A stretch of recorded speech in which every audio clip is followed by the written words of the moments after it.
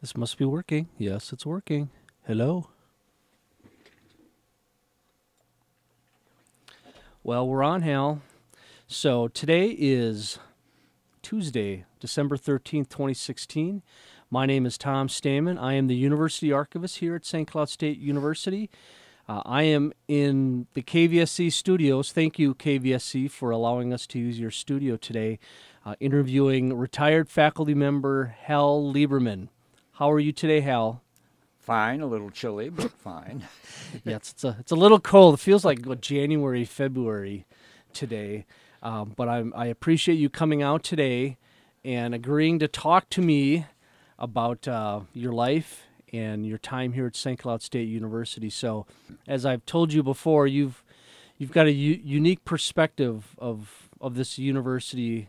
You arrived in 1956. You've been retired for like 30 years, so you've been retired just as long as you've been working here. That's right. So I appreciate you coming out in the weather today and talking to me about a whole bunch of different topics. So, Hal, when and where were you born? I was born in Toledo, Ohio, right on the western edge of Lake Erie. And what day were you born on? March 30th, 1922. I don't quite remember that day. So you are 94 years old. Yeah, You'll be 95 years old next March. right.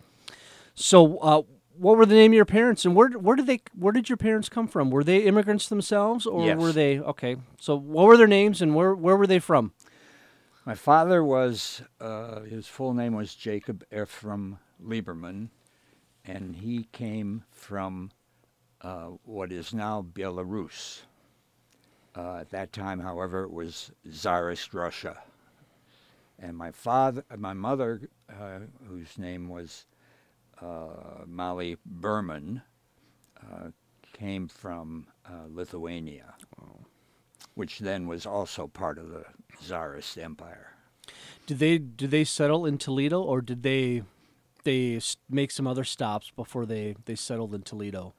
Well, my mother came directly to Toledo because her father had come before, and then and came directly to Toledo. I think he must have had relatives there. And then he sent for them. And the story is told that they got to what was then Königsberg, East Prussia, now it's part of Russia, and wanted to buy tickets for Toledo. And the people there said, Toledo, Spain, or Toledo, United States? And they didn't know. And so they kept asking him, well, is it near New York? Is it near Chicago? Is it near Madrid? Is it near, and so on. Finally he said, is it near Cleveland? Ah, Cleveland. And her father had written that he'd been to Cleveland recently. So my mother said, they put us on a boat for America. And that's how you speak English instead of Spanish. This story may be apocryphal, but she repeated it through the years. That's amazing. So how old was your mother when she arrived? I think she was about 8.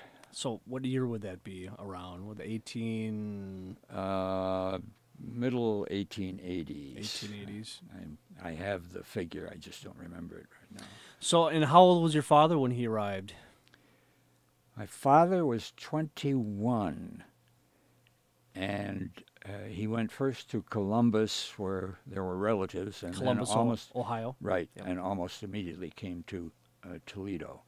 But his parents had come to America, first to New York and then later to Columbus, 11 years before. And we have not figured out who took care of him and 2 of his sisters who were left over there for 11 years Wow. before they came here. So at the age of 94, you are the son of immigrants. Yes. I'm first generation here. First generation. That's amazing. Now, how many brothers and sisters do you have? I had 3 sisters and 1 brother, all of whom were 10 to 18 years older than I. I was a mistake or an afterthought, but I didn't mind. And obviously they've passed on. So you are Yes. the remaining, the last one standing maybe. Yeah, my brother, who was the closest to me, died at the age of 100 a couple of years ago. And of the 3 sisters, 2 of them lived into the 90s. That's amazing. So the answer to longevity seems to be pick your parents carefully. Well, I'm glad you're still here, Hal. So am I. That's amazing that your siblings they lived to be that long. Yeah, it is. Wow. So unfortunately, you were the last one standing. And how was life in Toledo? So I know you and I have talked a little bit about this off the record, but you grew up in Toledo. Tell me a little bit about your childhood and what was going on. So if you're about 1922, you obviously remember the Depression, Yes. and everything that was going on. But obviously there were, I'm sure, some better times before that. But what was life like in Toledo for you? Well, I thought it was pretty good in the 20s. As I was growing up, things were, pretty good for the family. I was strictly middle class. And I thought Toledo was a great big city. It was about 300,000 at the time, which is good size. And over time, I became very much interested in what was going on in the city. I read the Chamber of Commerce material, and Toledo was the center of the glass industry in the world. It was the largest soft coal port in the world. It was the largest automobile parts manufacturing center in the world. It had Toledo Scale, which was all over the world and is still going, although it's been taken over by another company. And it had one of the major automobile companies, the Willys Overland Company, for which my middle sister worked for. So it was a good place to be, and you enjoyed living in Toledo during that time. I'm sure there were lots to do. It's always funny as you know, I lived in Ohio for a number of years, and say Toledo. Well, Cleveland was the butt of jokes. Say Toledo, at least I don't live in Toledo. You'd be making fun of Toledo. So Toledo I always found to be an interesting place. Now, I know you and I had talked last time I saw you, and I said, were you an Indians fan? And you told me no. I was a Detroit Tigers fan. I'm like, oh, and I always forget how close Toledo is to Detroit. And I think it was my grandfather spent some time in Toledo before he settled back to Minnesota working, and I'm not quite sure where, but Toledo was certainly a big deal. I'm not saying it's not a big deal now, but it was certainly a big deal now. So when did you graduate from high school? I graduated from high school in 1940. But that was not in Toledo. That was somewhere else, correct? Right. As I say, my father had died in 1935, and just before that, we had lost our home because of the Depression and all that stuff. And so my mother and I lived together for a while, and the family contributed, but they felt that they just really couldn't afford it. And so my mother went to live with one of my sisters in Detroit, and I went to live with one of my sisters in Dover, Ohio, which was about 150 miles southeast of Toledo, directly south of Cleveland. And so I went to this small town, under 10,000, thought I just wasn't going to make it in a small town coming from the great big city, and I was completely wrong.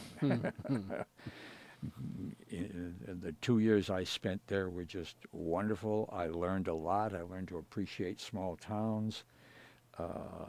the high school had a couple of specialties that were really great, and so I really benefited from being there. Although I had come from the best academic high school in the state. We had state scholarship tests in those days, and Scott High School in Toledo, I remember, had been first, I think, 10 out of 11 years or something like that.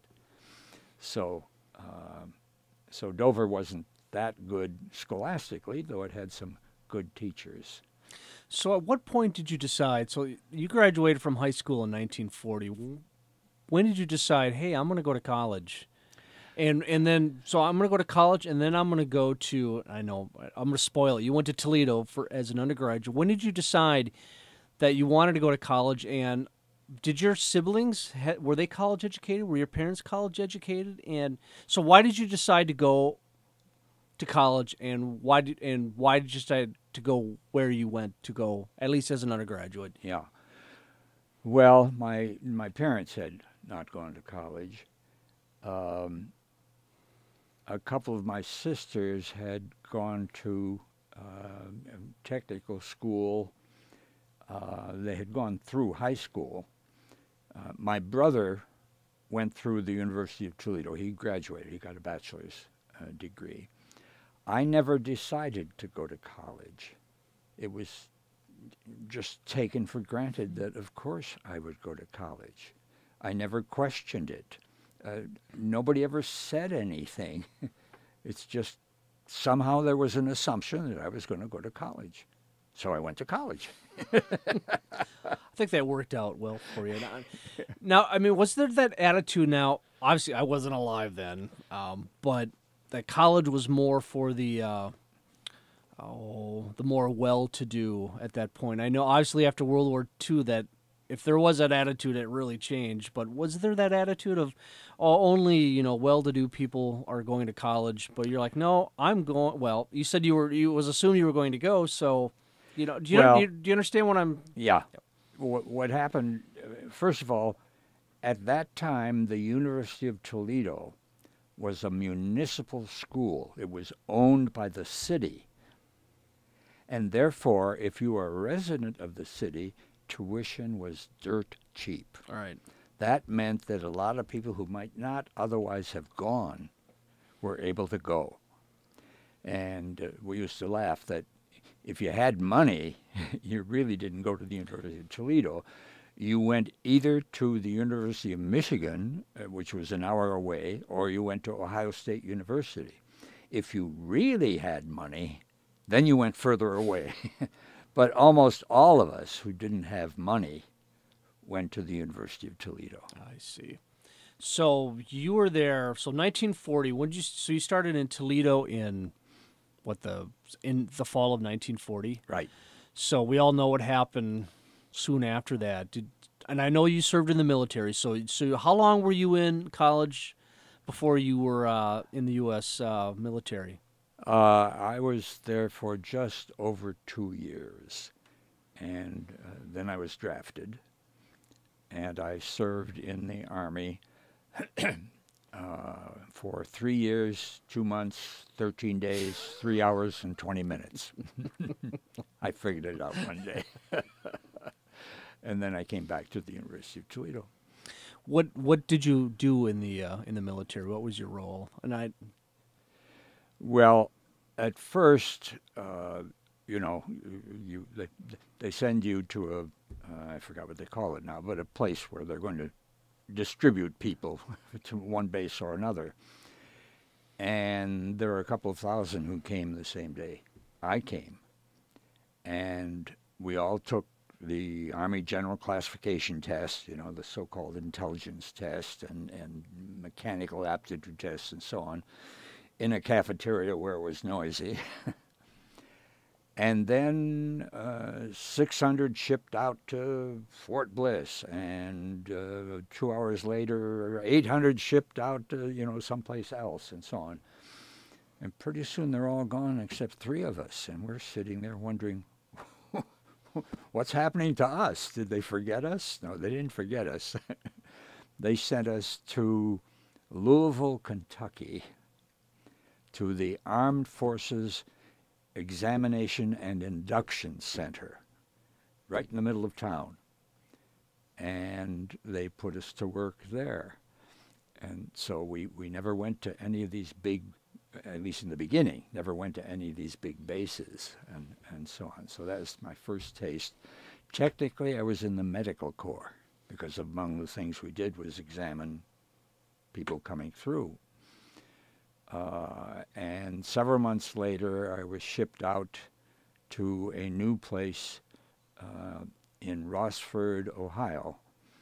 And it was the Ordnance Parts Clerks School. And I would be part of the headquarters.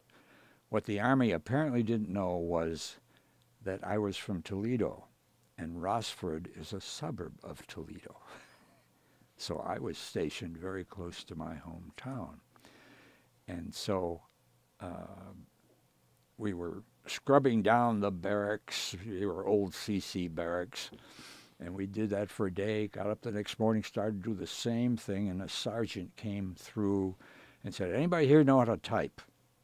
And I thought that one over very carefully because I'd been in the Army long enough to know that I could be the type to haul garbage, I could be the type to do KP, but what could be worse than what I was doing? So I raised my hand. He said, "Oh, good, go on over to the personnel office. You know, they need typists."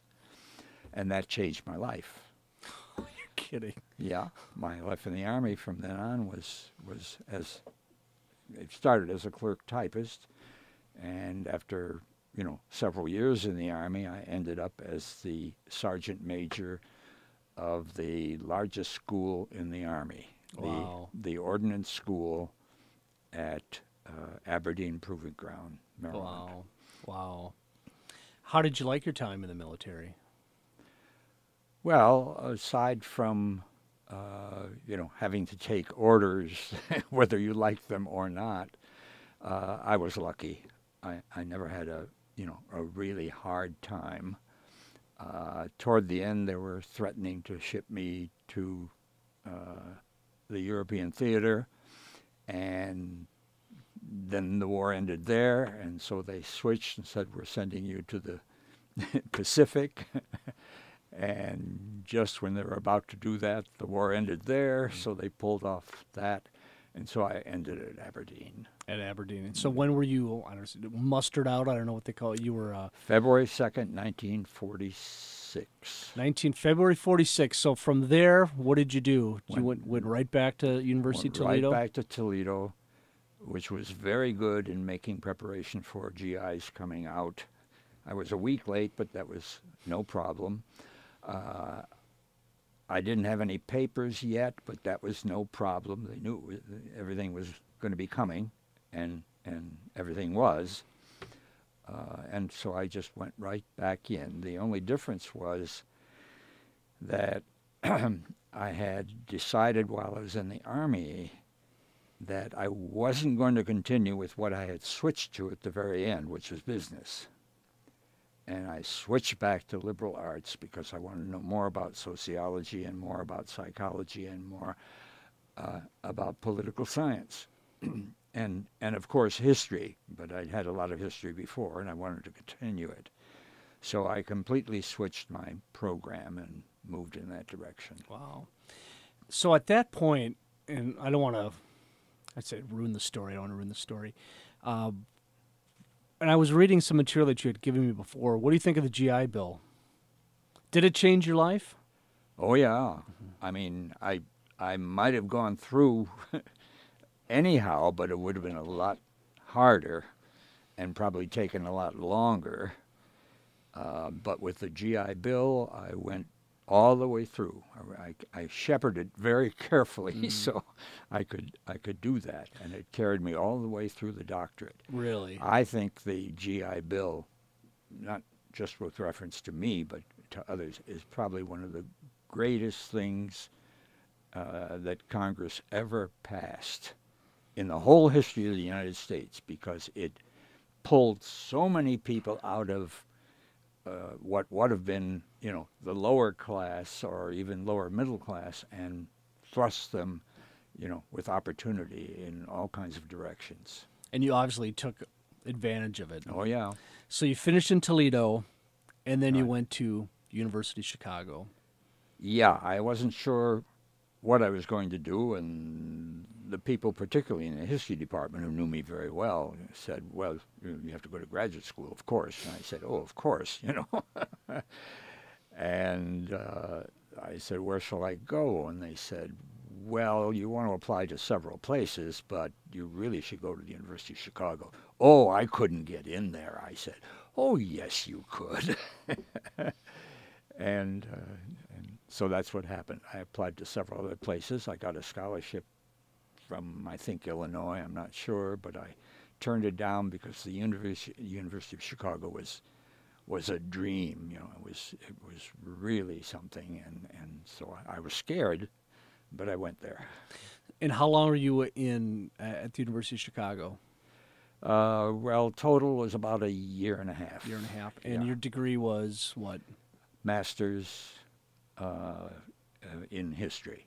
So once you left Chicago, were you like, no, what do I do? Or I know what I'm going to do, and I'm going to do this. What did you decide to do, Hal? I knew what I wanted to do, but I was having trouble finding a place I could do it. I mean, I wanted my doctorate, but getting the doctorate in those days usually meant that you had to narrow down to know more and more about your subject. And I wanted to spread out rather than narrow down. And the other thing was that I had decided that what I wanted to do was to teach at the college level. And I wanted to learn how to teach at the college level. There wasn't any place where you could learn that. It was just assumed that you'd pick it up. And while I was worried about that, not sure what to do, I saw on the University of Chicago social science bulletin board. Bulletin board, not a website. No, A bulletin board. We didn't have with websites. pieces of paper. tacked Right. to it. I just happened to see an announcement from Syracuse University, and Syracuse University meant nothing to me at that time except, oh, it's in Syracuse, But it was from the Maxwell School of Citizenship and Public Affairs, and it was for an interdisciplinary doctorate in the social sciences, and it was signed by the Committee for the Preparation of College Teachers, and the program guaranteed that you would have evaluated experience teaching at the college level. I immediately wrote to get as much information as I could, applied for entry, got it, and I was on my way to Syracuse. Wow. And so what year did you arrive in Syracuse? I was there in, 1949. So you arrived fall 1949 to Syracuse. So at that point, obviously, you had decided, hey, college teaching is what I want to do, and this program sounded like it had what you wanted. So how long were you at Syracuse, and what did you do there? Well, we had arrived, I had registered, and the day before classes started, I get called in by the chairman of the Department of Social Science. It was called Citizenship there. I hadn't done anything yet, so I was concerned. What is he calling me in for? So when I arrived at his office, he sat me down and he said, well, we've gotten more freshmen this fall than we expected, and so we want to open up some more sections. How would you like to teach a couple of sections? So you didn't even start there. They put your feet right to the fire. The next day I was teaching 2 sections of the basic social science freshman course. I had help. I had evaluation, and so on. And so I taught there for 3 years. And it was just the greatest experience of all. And I was able to have an interdisciplinary program, political science, anthropology, sociology, history, and so on, And when I came out of there, although I had to do my dissertation, of course, which took a while, but when I came out of there, I had been teaching for 3 years, evaluated teaching. So it was just great. I've been grateful ever since. You were ready to go. And that was at that time, the Maxwell School was the only school of its kind in the country. Now there are a number of others, including the Humphrey School at the University of Minnesota, which was modeled after the Maxwell School. As a matter of fact, the first director of the Humphrey School had been the director of the Maxwell School. Wow. Not Not in my time, a little later, before. That's amazing. Yeah, so there's a connection there. So so would you agree that you got the education that you had hoped for? Yes. You did, and it prepared you Definitely. for college teaching. So I know before we get to the college teaching piece, there was a little bit that I wanted just to ask you about that I was reading, and you and I were discussing before we started recording this international internship program at the United Nations. Explain a little bit of what happened, and then I don't want to say it was the culminating thing. When I was hearing the story, I'm like, wow, you've got to tell more about that story, because I think it's fascinating. So how did you get involved with this internship program at the UN, and what did you do? Again, a bulletin board had an announcement for the internship program that one person could spend the summer working, really working, not just being there, and it was sponsored by the Department of State. And I looked at it and said, gee, that would be great, but one person in the whole country is going to go. But I thought, what have I got to lose? So I answered the announcement, and several weeks later, I got a telegram saying I had been selected and more information to follow. And so I was at the United Nations in New York City for all summer, together with individuals from, I think, 32 or 33 other countries. And each of us had a job. We had been asked before to list 3 or 4 places we'd like to work, and almost everybody put down General Assembly. I knew that, and so I didn't put that down. I put down Department of Human Rights, and I got it. And so I was in that program. But part of the program was also that all the interns would meet at 11 o'clock in the morning in a conference room, and somebody from one of the agencies, one of the departments, would be there to explain his or her department's role at the UN. This went on day after day after day, which meant that we really got a great bird's eye view of the whole UN operation. In addition, each of us worked in a specific area. As I say, I worked in the Department of Human Rights. And so I did work for several groups. There was a commission on prisoners of war of World War II. This was 1951. There were still prisoners of war being held. And you would hear sometimes that, well, the Russians are holding these. And why are they holding them? Well, the Russians said because it wasn't because they were prisoners of war, it's because they had committed crimes. And so we're keeping them. And, ordinarily we would laugh and say, well, the Russians. But the Americans had done the same thing. We had prisoners of war from World War II. And why were we keeping them so long after the end of the war? Well, not because they were prisoners of war, but because they had committed crimes. So what are you going to do?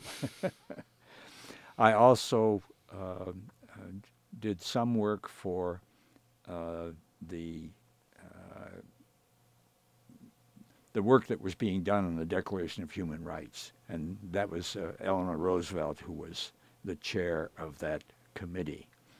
And I remember attending a meeting once. It wasn't a meeting of the committee, but she was explaining what the committee was doing, and I was there. And she said that we started out thinking, oh, well, the beginning is very easy. For a Declaration of Human Rights, you start out with something like, all men are created equal, and we were stopped immediately. What do you mean, all men? Oh, well, that's easily fixed. Okay. All men and women, that took care of that. All men and women are created. Whoa. What do you mean created? Not everybody accepted that. So they had to backtrack. All men and women are born. That was acceptable. Equal how? And so she described how things that we take for granted didn't work when you're writing the Declaration of Human Rights, and so on.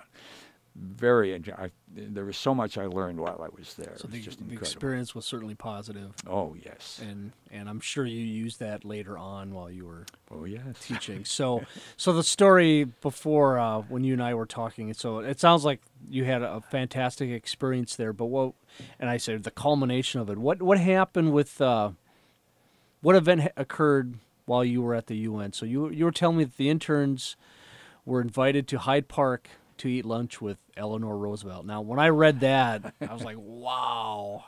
So what happened that day? What occurred? She was, her pattern apparently was that once during the summer she would invite the international interns to her place, which was a little, she had a cottage, we call it a cottage, just a few miles north of Hyde Park, actually.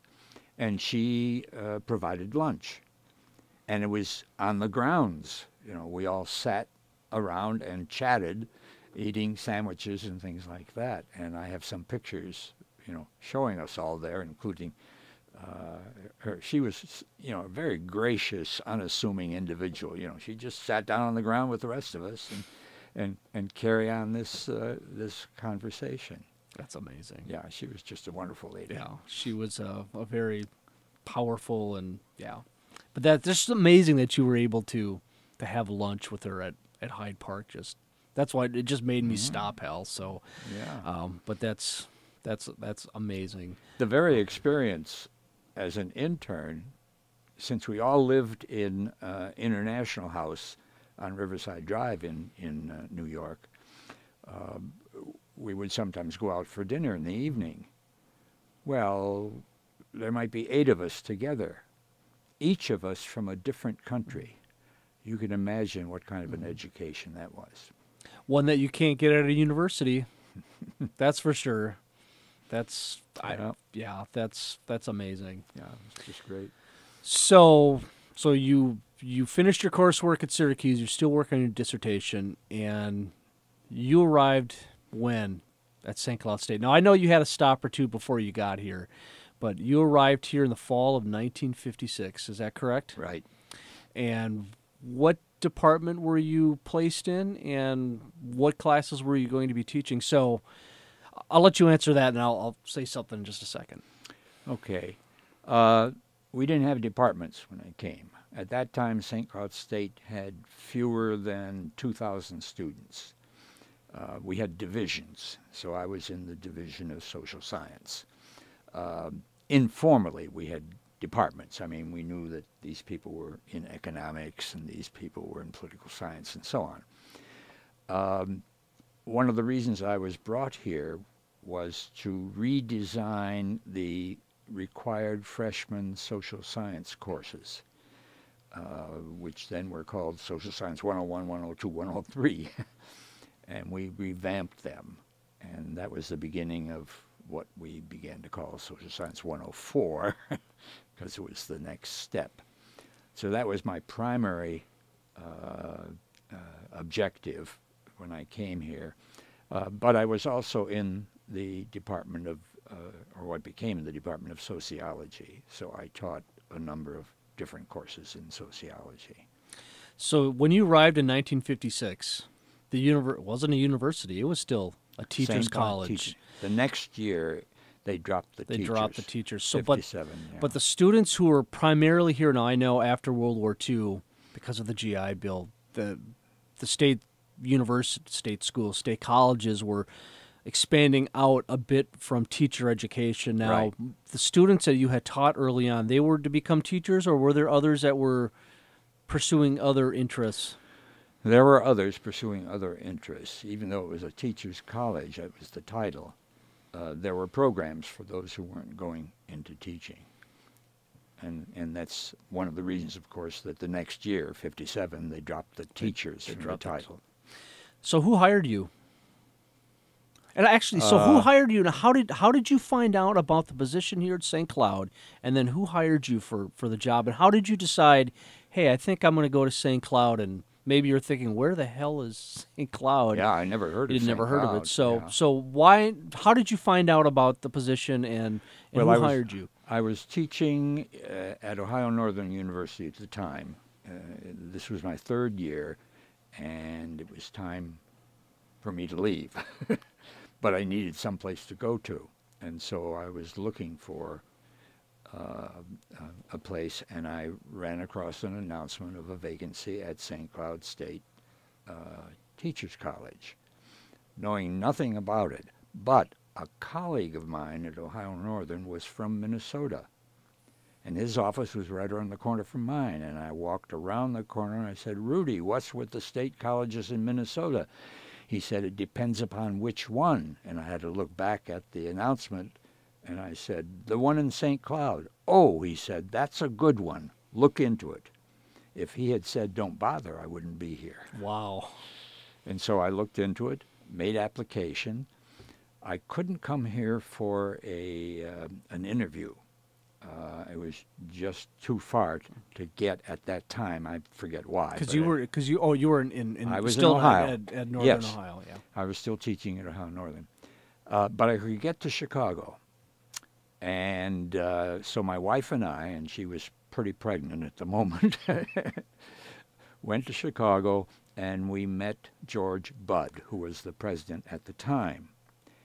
And we sat down and talked. What I didn't know at the time was that George Budd had been at Oswego State Teachers College in New York State, which is 40 miles up the road from Syracuse. He knew about the Syracuse program. Wow. And he wanted somebody from there if possible. But I didn't know that at the time. And so we talked and what the possibilities were, etc. And then my wife he started to ask questions of my wife, of course, to include her. And somehow we got onto the subject of horses. He loved horses. Oh, yeah. And my wife grew up with horses. She was, I used to kid her, that she was part horse.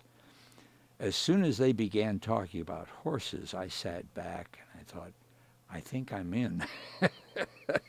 And I was, not just because of the horses, but that clinched the deal, so to speak. So when did you interview with Bud? Do you remember? Was that 56? Yeah. Yeah, it was 56. No. Or was it earlier? Yeah, no, it was probably, spring of 56. Spring of 56. Yeah. So when did you actually arrive to town? Was it that summer? Probably got here, oh, yes. We came up, we heard that housing was hard to get. We came up here in June to look for housing. We couldn't find a thing. There weren't a lot of apartment houses. There was only, aside from the old ones that are on 4th Avenue, there was only one apartment house in the whole city of St. Cloud. It's still there on Killian. And we couldn't find anything. And so we went home, and I was working on my dissertation. And my family, I had married in the meantime. We've skipped that. But her family lived in Syracuse. So we drove there and left her and the kids with her parents. I came back to just barreled down on my dissertation. And while I was here, I thought, why don't I put an ad in the St. Cloud paper? Maybe that'll do something. So I put an ad in which said, new TC, because people called it TC in those days. Teachers College. New TC teacher, desires roof over his family's head. I got one response from a faculty member who had just bought a home and was leaving the rental home that they'd been in. And the wife gave me a complete description of the house and the name and address and telephone number of the landlord and all that sort of stuff. I called from Ohio immediately and talked her into renting it to us. She liked to rent to faculty because they were steady income. And so we got this very nice house on 12th Avenue South because we had kids at the time, and so I was worried about a roof over our head. And that worked. So when we came here, we had a place. You had a place. So what were your first thoughts of St. Cloud State? Now, it was a teacher's college. There was around 2,000 students here. The campus was fairly small. It was just along the river.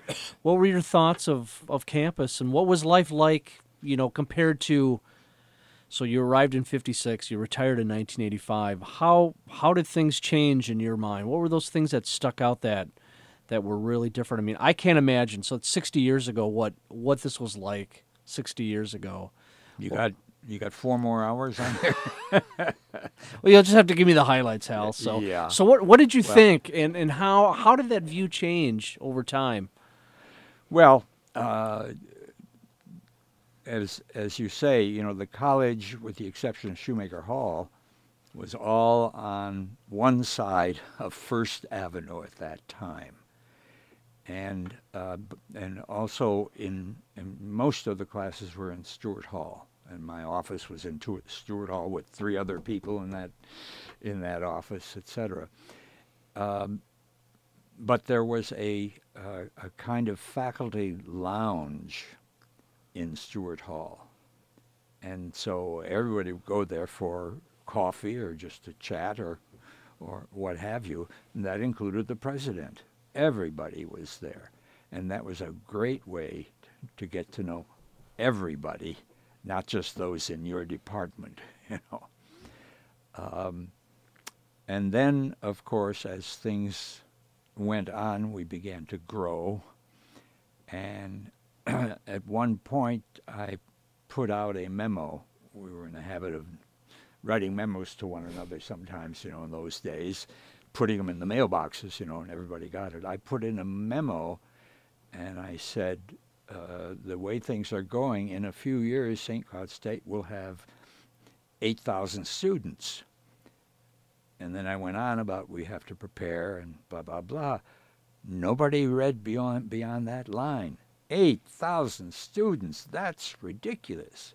Well, what I had done was to calculate the fact, I was aware of the fact that more people were going to school, more people were going to high school, more people were graduating from high school, more people were going to college out of high school, more people were going to public colleges, et cetera, et cetera, et cetera. And I looked at all that and looked at the trends, and I said, we're going to get it sooner rather than later. And we had 8,000 before I had even calculated it. The baby boomers. Right.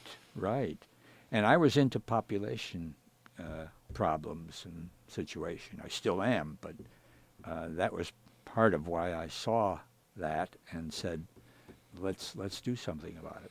So by 56, that was really, you were really here at the end of, as I always call it, the sleepy teachers college, and it was really, it was the late 50s when the population started to go. I know by 56, I always forget, I would say it's around 2000.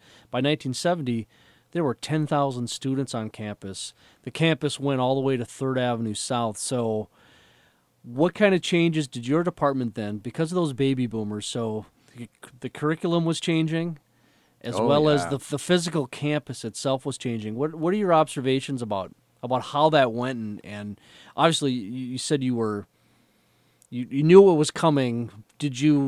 Was it what you imagined, or were there things that were different? Was it they're like, oh, I knew this was going to happen. This was and this is how it played out. I could see it, or something else. Well, the specifics were different from what I might have expected, of course.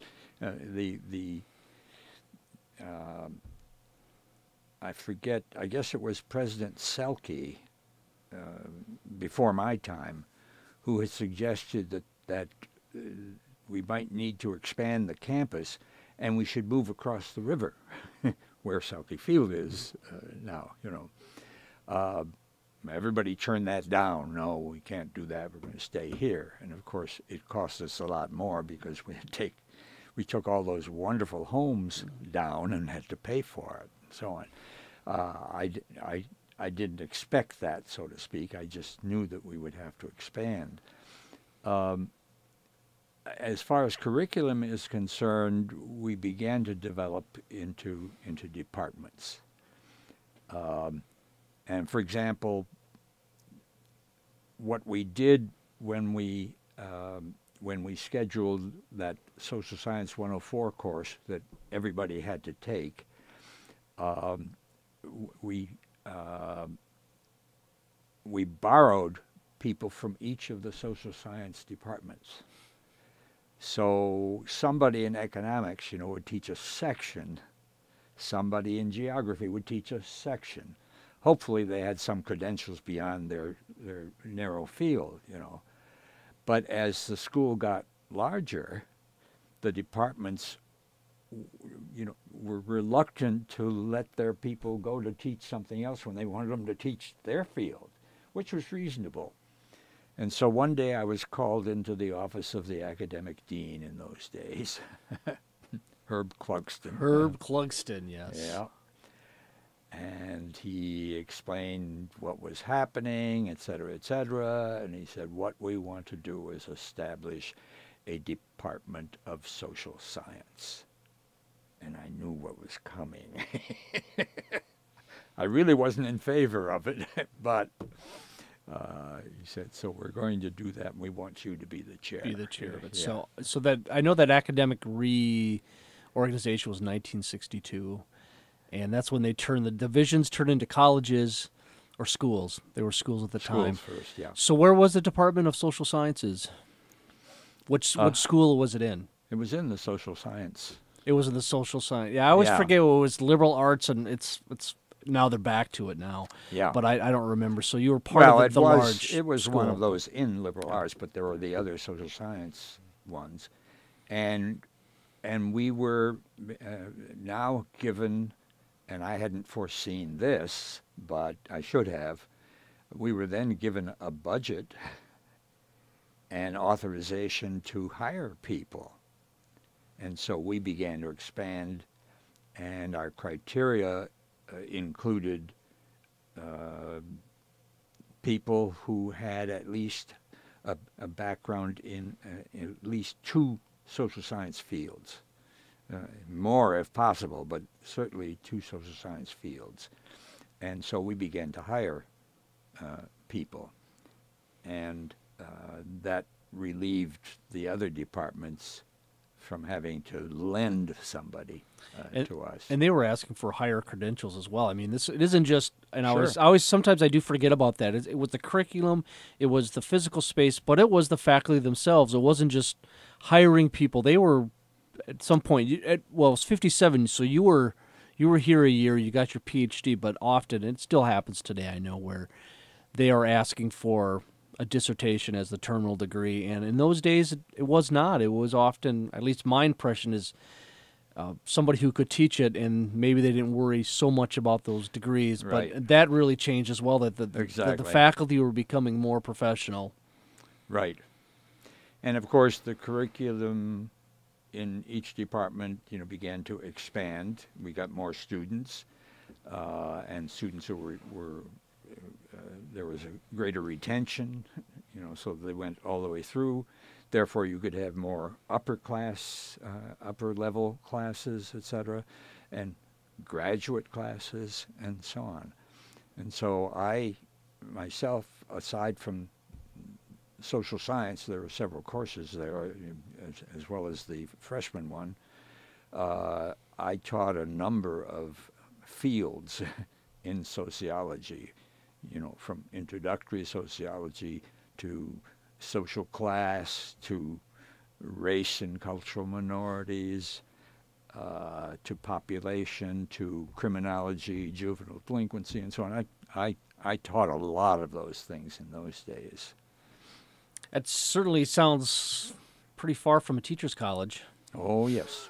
The curriculum really was expanding, and having those professional faculty members to be able to teach in multiple different areas is, part of that maturing process. I should add that what happened, because we brought in people who had a background in more than one field, is that many of them would come up with ideas for programs. And that's where things like local and urban affairs started, where American studies started, East Asian studies, gerontology, and so on. Most of those came out of our department because we had people who were interested in. Right. Some of them then left the department, but most of them stayed there and just kept on. So that's why a new dean came in and said, "You're not a social science department, you're an interdisciplinary studies department," and he changed our name. I was just going to ask that, because I know obviously that's what happened, and as you're describing these multiple different subjects and topics that were being taught, that the dean called it something that it really was. And how much did that really change what you were doing then? It was just a name change? Not really, because we kept doing what you were already been doing. Moving in all directions, so to speak. And we also had the responsibility for social science teacher training that we retained, which they still do today in social sciences. I just met somebody from that area, Cynthia Fitzthum. She was from, so she's like, yes, she's in charge of the social science teaching, but that's, I'm sorry, as you were discussing that. So, so you were the chair, and you had all kinds of faculty teaching all sorts of different kinds of topics. I want to go back to just George Budd for just a second. Sure. And what was your impressions of Dr. Budd? He was a younger man. Well, you weren't as.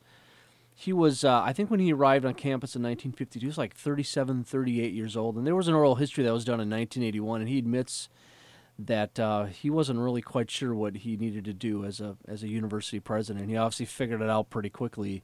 And I've heard some good things about President Budd, but I guess to me he's always sort of like a linchpin of, again, as I was saying, the sleepy teachers college. And by the time he left in 1965, it was full on university. So what were your impressions of Dr. Budd?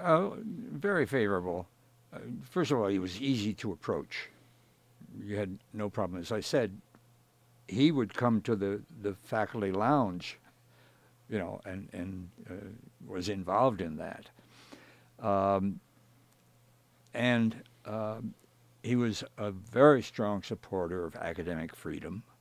There were people in town who sometimes complain about faculty members being too liberal and so on. And he acted as a buffer between them and us.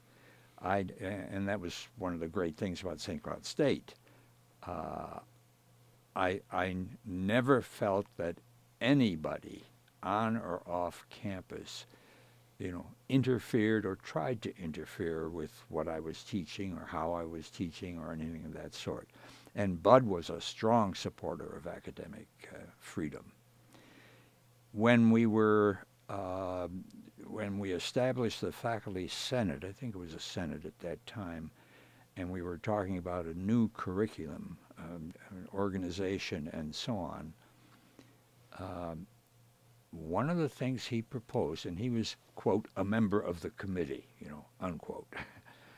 One of the things he proposed was that they add philosophy to the list of courses that were required, at least a course in philosophy. At that time, we had one course in philosophy at the senior level, which really wasn't philosophy,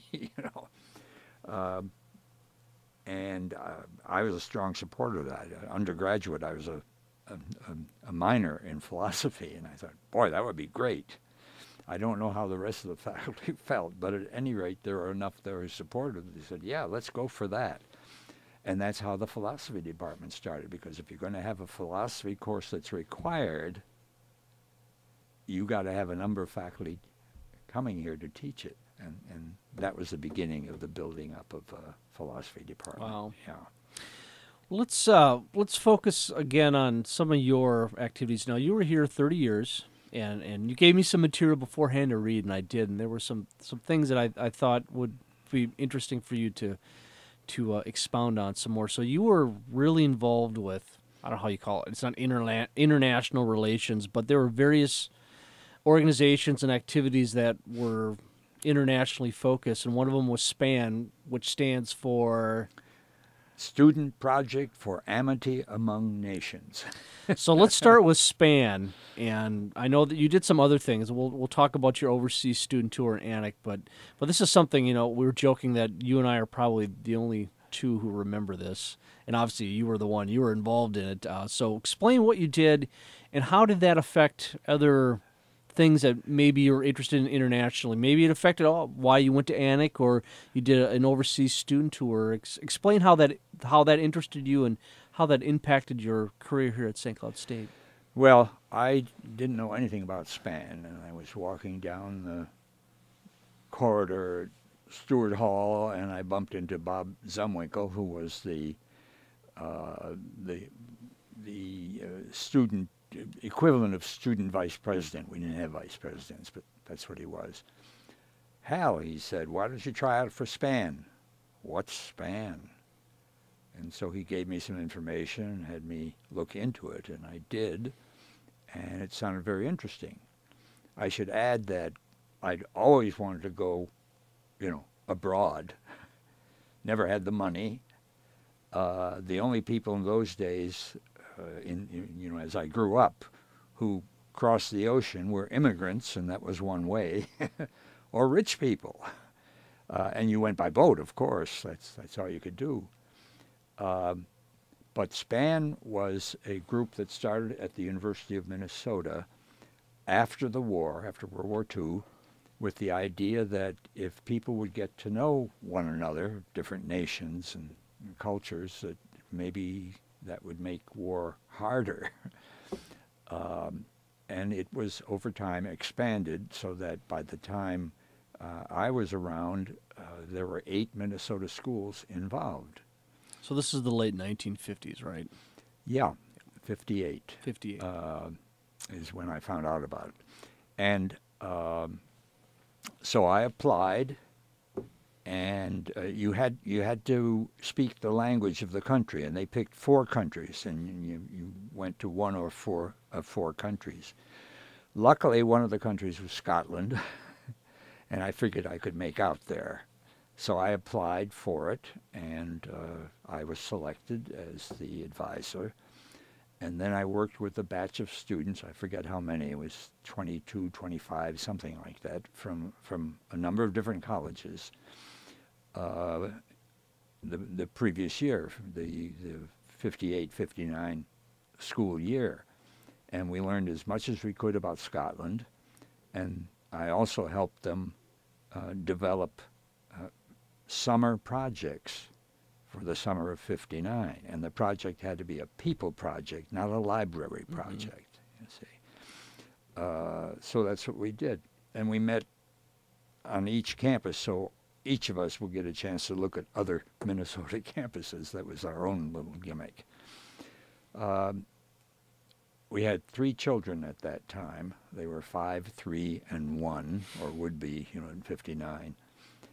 and we could see no way of leaving them here for that long period, and so we took them with. Wow. And so we headquartered in Scotland, and the students were required to stay there for 8 weeks, and then the rest of the summer they were free, as long as they made the flight home, you see. So that was our first trip overseas. Was that your first trip overseas? My first trip overseas, my wife's first trip, and so on. It was an opportunity. And so having 3 children of those ages was a handicap, kept us, from doing certain things. On the other hand, it opened up doors that never would have been opened if we didn't have any kids with us.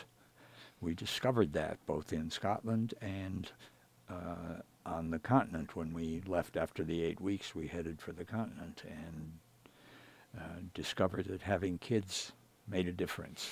So it was just a great experience for us. So did that experience then, Hal, lead into this overseas student tour? And that was the early '60s. So Yeah. From what I was reading, you had said that this was the first time that this had been done here on campus. Well, yes, I think the geography department had organized in the United States, or at least North America, some trips. But coming back from the Span trip, the first thing we thought of was, wow, that was fantastic. How do we get to go over there again? And so I thought about that, and I said to myself and to my wife, people are always leading tours, and my understanding is that if they're leading a tour, they get their tour paid for, So I went down to Dinkytown, where the travel company that handled the Span tours was, and walked in. I knew the man in charge. He'd been a spanner years before, and so he knew me. And I said, people are always leading tours. How do you learn to lead a tour? And he said, sit down. And I knew I was in. And he showed me how you lead a tour. And that he would, his company would, you tell him what you want, and he would organize it in terms of, making the transportation and the housing and all that sort of stuff. And so we just sat down. I just sat down, figured out what I wanted. First summer session in those days was 6 weeks. Second summer session was 5 weeks. I don't know why. So I picked 6 weeks. And I said, okay, we'll have a 6-week tour. And I figured the thing out, went to him, and he said, well, that's fine, but if you're going to do this, you can't do that, and so on. And we worked the thing out. And he said, no, you have to sell it. I'll print the brochures and all that sort of stuff. I'll take care of the business end. But in terms of getting people to take the tour, you have to do the selling. We just help. So that's what I did. I got the word out. And this was for college credit too, right? Yes, if you wanted college credit, you could have it. But most of them took it for college credit. Some did not. We had a faculty member who went with us, who had always wanted to go but was somewhat timid. And she knew me and my wife, and in her mind, if she went with us, it would be safe. She wouldn't have to worry, and so on. So she came along, and so on. Anyhow, we had 22, 23, I forget how many. So it sounds like you sold it well then. Yeah, and we went to every Western European country. We didn't go to Ireland. We couldn't go north to Denmark or the Scandinavian ones, but we went all the way to Austria and Italy, and even included San Marino, Liechtenstein, Monaco, Vatican City. We threw everything all in. the little places. Yeah, yeah. It's interesting how obviously the internationalization of campus was, I mean, it was really its infancy. It wasn't really till the late 60s, early 70s, especially with Robert Frost. He was the first, at least I always remember he was the first. It's always the name that always comes to my mind. Right. When the university started to have exchange programs in Denmark, in England, in Germany. And I know your turn came finally in the early 80s to go to Anik, and you taught there? Was it? No, I was director. You were director that year. You taught later. You went another time, right? Yeah, this was the third year that we were in Anik, and the school, St. Croix State, realized suddenly that they had the lease basically for the whole year for that part of the castle, et cetera, and they weren't using it in the summer much. So they decided to make a regular quarter in the summer if students wanted to take it. So the year I went was the first year that the program ran the whole year. The students didn't go the whole year, but they could go for any part of the year and so on. And that year also we negotiated a new contract, because the early contracts were kind of tentative. Are we going to like this? Was the Duke going to be happy with American students? American students, imagine, But he was quite satisfied. And so while I was there, we negotiated a 10-year contract. Wow. And you enjoyed, I assume you enjoyed your time there, that it was... Was it obviously it was just you and your wife, or did any of your children were grown by then? My two younger children went. One was 19, one was 17. The 19-year-old had had a year of college here. And I made the mistake when they said, well, how big is Anik? Because my daughter the 19-year-old was tied to her friends here, her high school friends, still. And I made the mistake of saying, well, it's not really a big town, although it's more important than its size. It's about the size of Foley. That was a big mistake. Foley! She thought she was going to die. But when we got there, we got there early, of course, and we had a Canadian Air flight from Toronto that went to Newcastle, which was very handy. So they sent a van for us, and we drove into Anik right through the middle of town during market day. And my daughter, we're all looking out, of course, and my daughter's looking out, and I happened to glance at her just at the moment when she saw a particular shop, and her eyes widened and her mouth opened. And it was with this, oh, maybe this won't be so bad after all, because what she was looking at was a Woolworths 5 and 10 in Anik. A Woolworths 5 and 10, that's what you look forward to. That's funny. So they were there for the year, and later they've done this several times, told us several times, the greatest thing we ever did for them as parents was to take them to Anik. Those kinds of experiences are life-changing. Yeah, they after Anik, they went to the continent, they traveled all over. They became, in effect, world travelers. That is, feeling confident that they could go to a strange place and make out, which they did. And then later you taught there, right, at Anik? So you went back a number of years later to teach. Yes, I retired. We were there 83, 84 for the whole year. Came back, got back in the swing of things, and things seemed to be repeating. I was on the Senate, and people would come up with ideas, and I'd say, gee, we tried that about 10 years ago. It didn't work. This happened several times, and I said, I don't want to go around again. And I put in for retirement. I hadn't planned to retire, but I put in for retirement.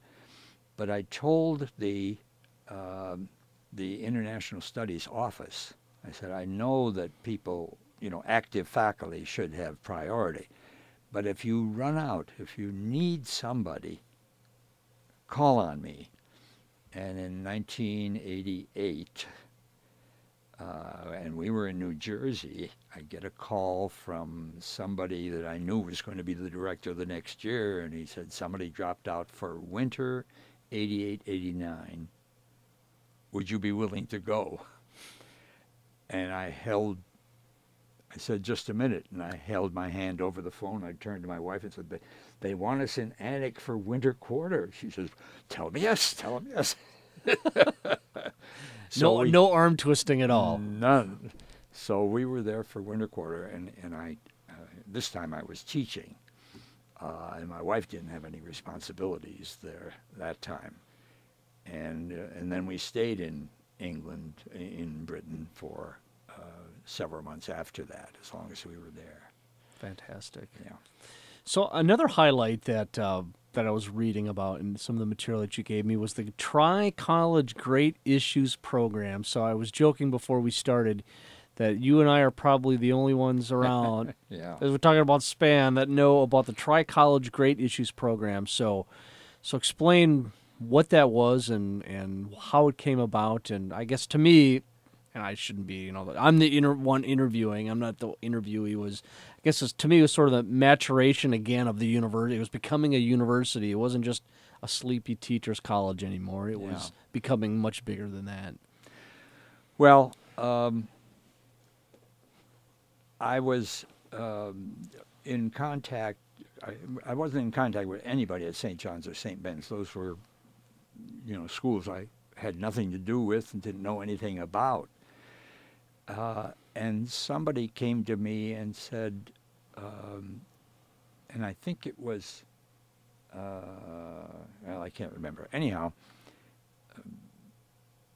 in effect, what they said was, here, we three schools are near each other. So it's College of St. Benedict's, St. John's University, and St. Cloud State. Right. Okay. And we don't have any contact with one another. We don't know one another. There ought to be something we could do that would involve all three.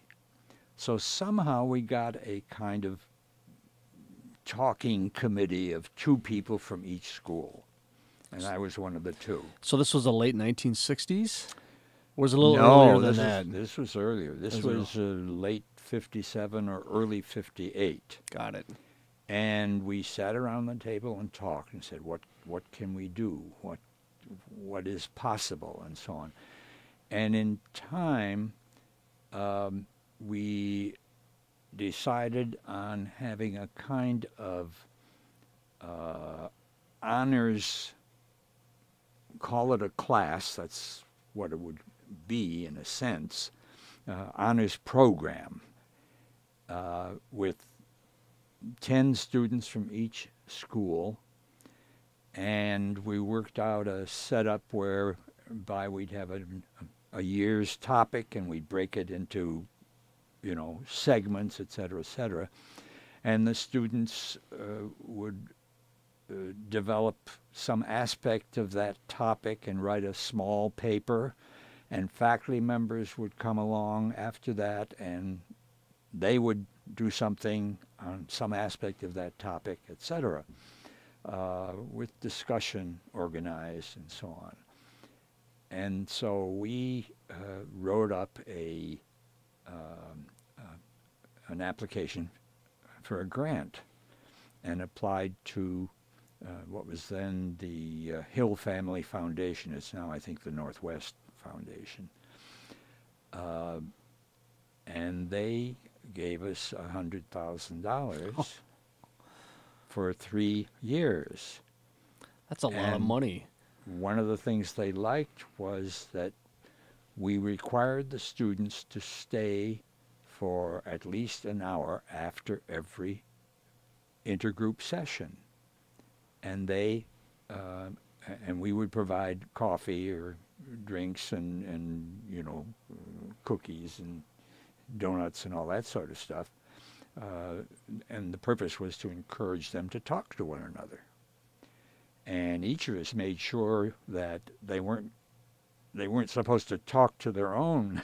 They were to talk to people from the other schools. Anyhow, we started that program, and it worked very well, and it brought in faculty members. So what happened was that a lot of people didn't know anything about the Tri-College program, but they discovered that Mary Barrett from the art department was going to present a paper. And so other people in the art department said, I don't know about this Tri-College program, but Mary's, let's go hear it. So they would go. And in the process, they would meet people from the art departments of St. John's and St. Ben's. And it wasn't long before they were holding joint art shows and things like that. Same thing happened to, in other cases. So the foundation was quite happy with it, and when we asked for a 3-year renewal, we got money for that. So the program ran for 6 years, and it was really responsible for the integration of St. John's and St. Ben's, because they were entirely separate schools. Now, the Johnnies and Bennies would get together for obvious reasons, Right. but the schools had nothing to do with one another. And now today, you've seen that they're, how they closely work together. And, Exactly. Yeah. You can take classes on either, campus. They got buses going back and forth, and so on. They're really integrated, and I doubt that many people at St. John's or St. Ben's know how that got started. But it was the Tri-College program that did it. So you got here in 1956, and you retired in 1985. So we talked about a lot of different activities that you were involved in that were very, very impressive. From those 30 years, though, is there something that we haven't talked about that is a highlight or two of your career here, or a favorite memory of something that had gone on, or an encounter with another faculty member, a student, or is there anything that was memorable for those 30 years? I can think of a lot of things, but I can't think of anything that stands out. The span stood out. The Anik experience was fantastic. Leading the tour was wonderful. We got a lot out of it, as well as the people who were engaged in it. I belong to a group of, I forget what we called it, but it was the people who taught political science at colleges in Minnesota. That's where I got to know a number of them, including Ted Metow, who later on was the chancellor of the system. This was before he was the chancellor. And in those days, they had money from some institution to have an annual meeting at the Lowell Inn in Stillwater, Minnesota, which was a highlight because that was quite a place. And everything was paid for. And the programs were all off the record. It was really intended for us to learn as much as we could about what was going on in this state. So one year it might have been lobbying. Another year it might be the legislature, the legislative process, and so on. And so if it was lobbying, then we'd have a number of lobbyists who were there who would talk and then answer questions and so on. So we learned a lot from that. And people, Miles Lord, I think of him just now. Passed away, yeah. Yeah, he was one of those who appeared. And as I say, it was off the record, so we could ask questions, they would answer, and they knew we could use what we learned, but without attribution to whoever had told us that. Yeah. that was a great experience.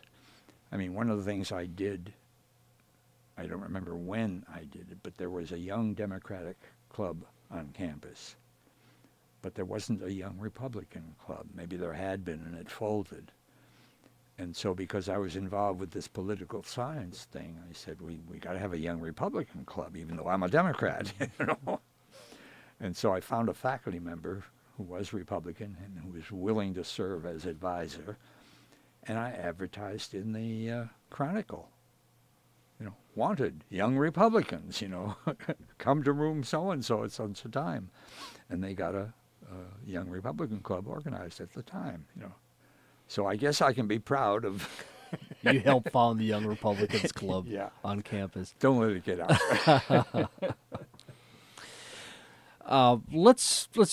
We got to wrap things up here quickly, but we didn't mention your immediate family. So you've mentioned your wife a few times. You've mentioned some of your children. So you were married in what year, Hal? And what was your wife's name? My wife's name was Mary Naomi Cogswell Button. Button. And we used to tease her all the time, Mary Naomi Cogswell Button Lieberman, you know. She was working at the administration office at Syracuse University when I was there. And I saw her in June 1952. I was about to leave Syracuse. I'd finished my coursework. I'd taken all my exams, you know, and orals and so on. And I had a job for the summer. And I was going to head to Washington, D.C. because I had a civil service rating. And lots of people from Maxwell were working in Washington for the government. So I thought, well, there's an, you know, that's a what do you call it? You know, the meeting of you know, people and so on. So I saw my future wife at a huge dorm apartment that you know, several people lived in.